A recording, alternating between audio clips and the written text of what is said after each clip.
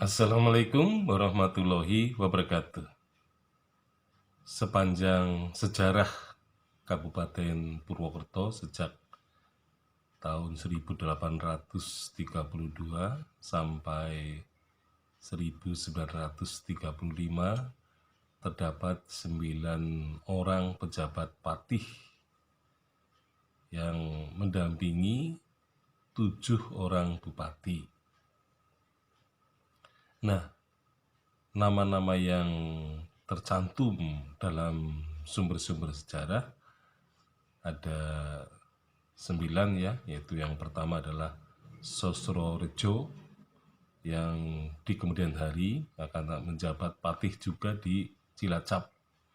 Kemudian Wongso Direjo yang kedua, kemudian Sastro Diwiryo, kemudian yang keempat Sonto Direjo, kelima patih yang sangat legendaris yaitu Arya Wiratmaja, seorang pejabat patih yang sangat terkenal, itu patih kelima. Kemudian patih yang keenam adalah Dipo Supono, ya. Ini juga patih yang kemudian digantikan oleh pejabat yang ketujuh yaitu Danu Subroto. Jadi Danu Subroto ini termasuk juga patih yang terkenal. Dia adalah putra Pangeran Mertadirja yang ketiga. Nah, kemudian patih yang kedelapan adalah Sajirun, dan yang kesembilan adalah Sosro Diprojo.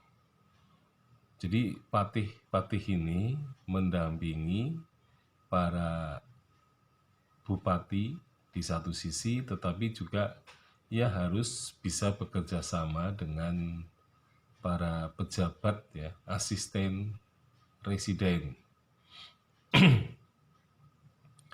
Jadi patih ini mempunyai dua kutub gitu ya. Di satu sisi dia adalah orang yang harus setia kepada bupati, tapi di satu sisi juga harus bisa bekerja sama dengan para asisten residen.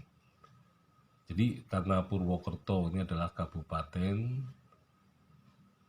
ya, yang kecil, maka di situ diawasi oleh asisten residen ya. Nah, tetapi karena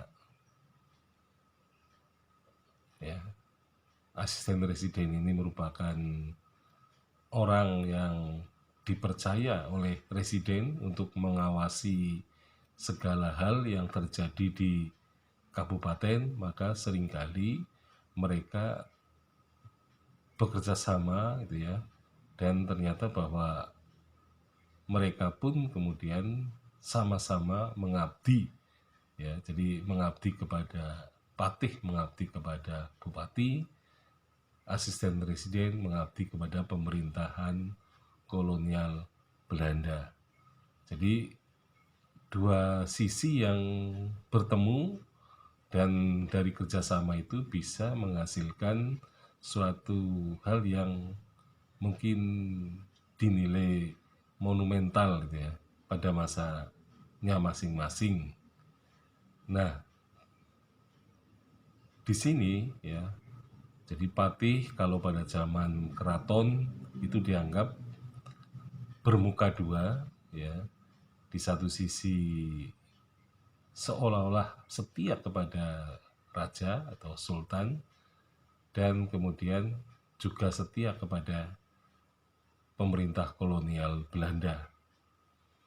Nah, ini terjadi pada kasus di Kesultanan Yogyakarta. Patih ya, ini dianggap di satu sisi merugikan, tetapi di satu sisi juga menguntungkan. Nah, hal itu juga nanti lembaga kepatian dihapuskan ya di Keraton Surakarta ya, bahkan kemungkinan kemudian tidak ada pejabat patih setelah itu, Dan di Keraton Yogyakarta juga patih kelihatannya menjelang kemerdekaan juga dihapuskan ya. Jadi rupanya pihak keraton memandang bahwa patih itu merugikan ya, karena memang semakin lama semakin berubah gitu ya. Nah, tentu berbeda dengan Danureja I misalnya, yaitu patih Kesultanan Yogyakarta yang pertama. Itu memang bisa terjalin hubungan kerjasama yang sangat baik antara patih dengan sultan gitu ya. Dan nanti juga di Banyumas juga atau di Purwokerto juga sama. Kita lihat satu persatu dari patih Purwokerto itu, terutama dalam hal pengabdiannya kepada para bupatinya. Sekian, assalamualaikum warahmatullahi wabarakatuh.